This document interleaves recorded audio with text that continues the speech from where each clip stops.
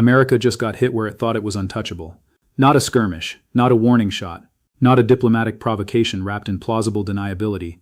Iran directly targeted Al Udeid Air Base, the single largest American air installation in the entire Middle East, the nerve center of U.S. air power projection across a region sitting on top of 48% of the world's proven oil reserves. The base that coordinates every American military operation from the Mediterranean to the Hindu Kush. The base that houses the forward headquarters of U.S. Central Command, hit targeted by a country under maximum economic sanctions with a GDP smaller than the state of Texas. Let that land for a second. The most powerful military institution in human history, an organization that consumes $886 billion in annual budget, just had its crown jewel installation targeted by a nation. Washington has spent 45 years trying to financially strangle, and the strike didn't require an aircraft carrier. It didn't require stealth bombers or satellite-guided munitions that cost $2 million per unit. It required discipline, patience, and the willingness to call America's bluff in the most public, most consequential theater on Earth. This is the moment the deterrence equation breaks. This is the moment every nation watching, every government quietly hedging its bets, every central bank quietly accumulating gold, every energy minister quietly taking calls from Beijing, gets its answer to the question they've all been asking for a decade.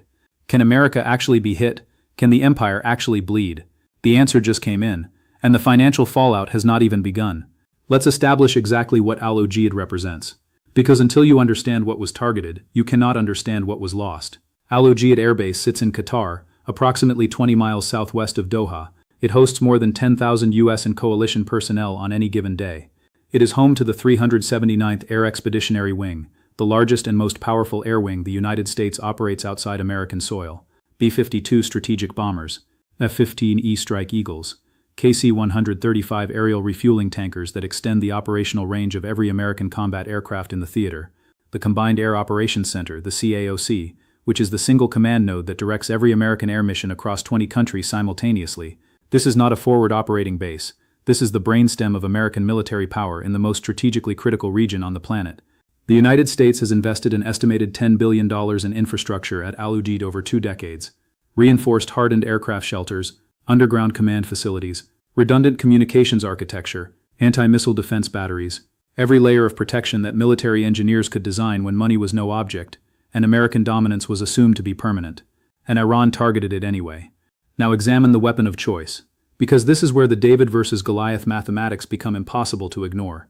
Iran's ballistic missile arsenal, the Shahab-3, the Qiyam-1, the Zulfiqar, the Fatih 110, represents decades of indigenous development, specifically engineered around one strategic objective: overwhelming American point defense systems through volume, speed, and trajectory variation. A single Zulfiqar ballistic missile costs approximately $500,000 to $1 million to produce. The Patriot PAC-3 interceptor fired to counter it costs $4 million per round. And Patriot batteries carry a finite number of interceptors before they require resupply. That takes hours. Do the math. Iran doesn't need to destroy Al Udeid. Iran needs to make defending Al Udeid more expensive than America can sustain. That's not a military strategy, that's a financial strategy wearing a military uniform. And it gets more precise than that.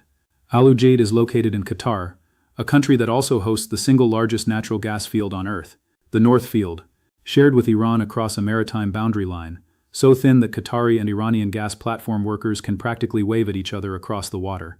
Qatar supplies 77 million tons of liquefied natural gas annually to global markets, to Europe desperately dependent after the Russian pipeline cutoff, to Japan and South Korea, whose entire industrial base runs on Qatari LNG, to the United Kingdom, to Italy, to energy markets already stretched to structural breaking point. This is the hidden vulnerability that no Pentagon briefing discusses publicly. Al Udeid is not just an airbase, it is a military installation sitting inside the economic perimeter of the world's most critical energy supplier. If this escalates, if Iranian strikes on Al Udeid trigger American retaliation that destabilizes Qatar, the LNG supply chain that replaced Russian gas for Europe doesn't slow down.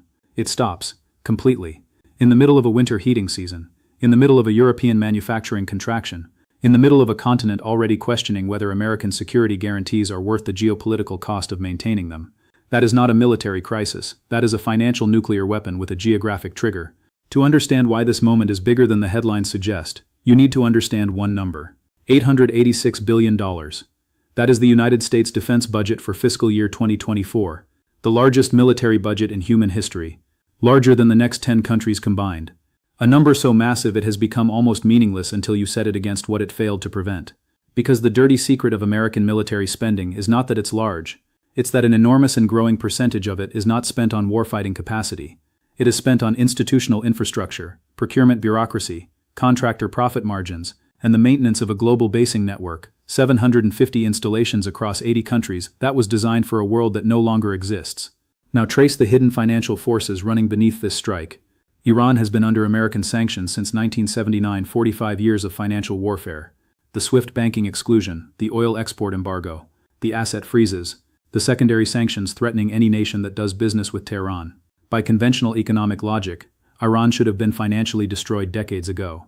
A nation that cannot access dollar clearing, cannot export its primary commodity freely, cannot borrow in international capital markets, a nation like that should collapse inward, should capitulate, should negotiate from weakness. Iran did not collapse, and the reason Iran did not collapse is the same reason this strike was possible tonight. Because Iran found an alternative architecture, Chinese yuan settlements for oil exports, Russian technical cooperation on missile and drone development, the quiet but accelerating integration of Iranian energy into the BRICS parallel payment system that bypasses SWIFT entirely. The sanctions that were supposed to financially strangle Iran instead accelerated Iran's integration into the very alternative financial network that is now challenging dollar hegemony at a systemic level. America's financial weapon didn't just fail to stop Iran. It trained Iran to survive without America. And a nation that has learned to survive without America has also learned it can afford to confront America. Study the British parallel. Not 1956, go further back. Study 1942. Britain is fighting for survival.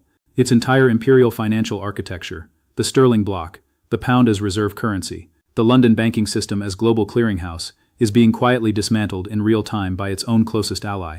The United States is providing lend-lease aid to Britain, but the price is not just military bases in the Caribbean. The price is the systematic transfer of British export markets, British imperial trade relationships, and ultimately British financial supremacy to American institutions. Britain wins the war and loses the empire simultaneously.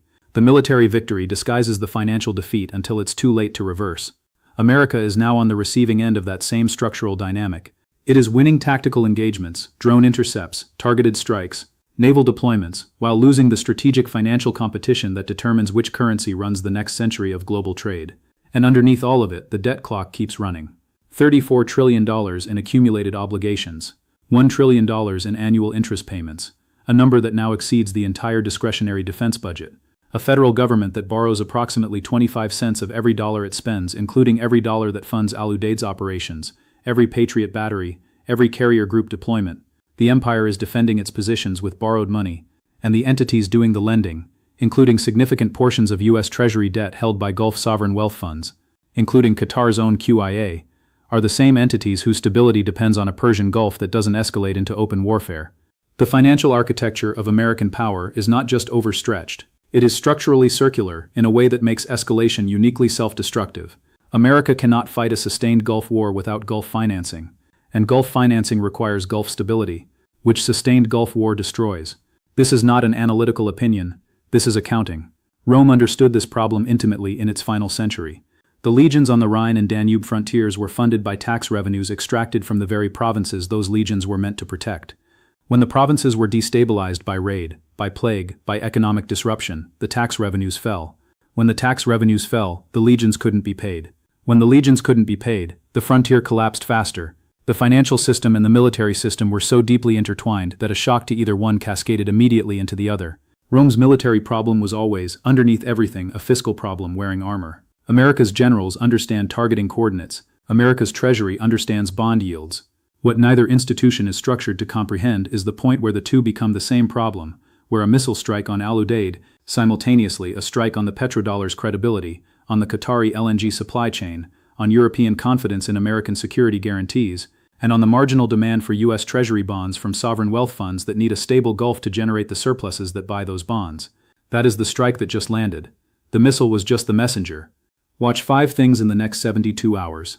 Not the news coverage, not the press conferences, the actual data. Watch the 10-year Treasury yield. If institutional money reads this strike as a genuine escalation signal, not a one-off provocation but a strategic threshold crossing, you will see yields move as safe haven demand competes with inflation risk repricing. A spike above 4.8% on the 10-year in the immediate aftermath tells you the bond market is pricing in sustained Middle East disruption. That number matters more than any military briefing. Watch Brent crude. Not whether it rises, it will rise. Watch the speed. A move to $95 in 24 hours is a tension spike. A sustained hold above $100 with forward contracts pricing higher tells you physical oil traders believe Hormuz disruption is no longer a tail risk. It is the base case. At $110 sustained Brent. European recession becomes mathematically locked in within 2 quarters. At $120, the Federal Reserve faces the impossible choice between crushing inflation with rate hikes that detonate the $34 trillion debt structure, or accepting embedded inflation that destroys the dollar's purchasing power credibility. Watch Qatar, specifically watch whether the Qatari government makes any public statement distancing itself from the American military presence at Al Udeid. Any diplomatic language suggesting Qatar is reassessing basing agreements is not diplomatic language. It is a financial earthquake warning. Because if Al Udeid's political legitimacy inside Qatar begins to erode, if the host nation starts calculating that American military presence is a liability, rather than an asset, the entire U.S. Central Command forward posture in the Gulf collapses without a single additional Iranian missile being fired. Watch gold. Institutional gold purchases in the 48 hours following a major Gulf escalation are the most honest signal in global finance. Central banks and sovereign wealth funds don't buy gold because they're pessimistic. They buy gold because they are updating their probability estimates about dollar stability. Gold above $3,100 within 72 hours of this event is not a number. It is a verdict. And watch China, not military movements.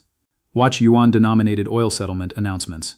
Watch whether any Gulf state, Saudi Arabia, UAE, even Kuwait, makes even a minor statement about diversifying energy payment mechanisms, because every percentage point of Gulf oil that moves out of dollar settlement is a permanent, structural, irreversible reduction in global dollar demand. These announcements don't make front pages, they make history. Here is the final truth that this channel has been tracing across every video, across every empire, across every financial cycle for the entirety of recorded history. Empires do not fall because they are defeated militarily. Empires fall because they can no longer afford the cost of not being defeated. The gap between what the empire must spend to maintain order and what the empire can actually generate in productive output eventually becomes unclosable. And at that point, every military engagement, win or lose, accelerates the financial deterioration.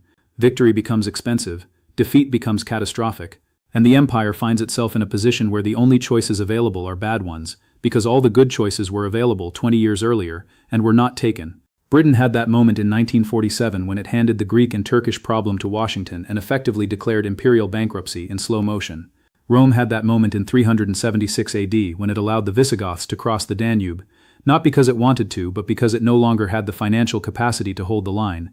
Every empire gets that moment, the moment when the math stops working, and no amount of military hardware or political willpower can make it work again. America is not there yet. But tonight, with Iranian missiles targeting the nerve center of American air power in the Middle East, the distance to that moment got measurably, undeniably shorter. The question is not whether Washington responds. It will respond. The question is whether the response solves the problem or accelerates it. Whether the next move on this board is strategy or momentum. Whether the people making decisions in the Situation Room tonight understand that the missile that just landed was the least important part of what just happened. Because the most important part was the message it sent to every nation on Earth that has been quietly, carefully, patiently watching to see if the empire could still be hurt. They have their answer now. And the world that comes after that answer is a fundamentally different world than the one we woke up in this morning. The pattern always repeats. The only question is whether you see it in time.